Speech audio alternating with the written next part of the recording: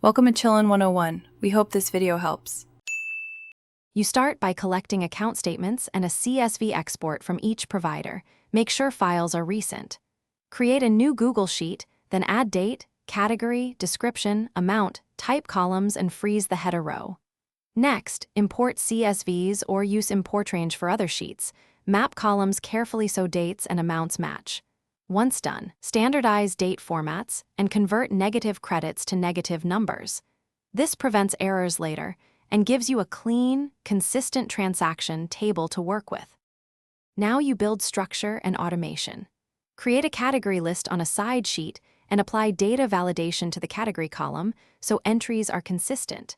Then add SUMIFS formulas to summarize spending by category and by month, and a running balance column using incremental SUM of amounts. Apply conditional formatting to flag amounts over a threshold and duplicate transactions.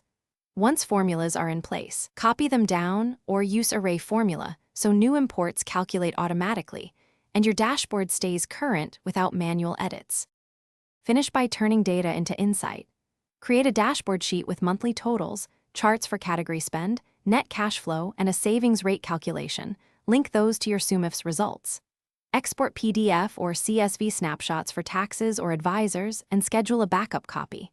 If numbers don't add up, check for mismatched date formats, stray spaces, or currency symbols in amount, and ensure negative values represent outflows.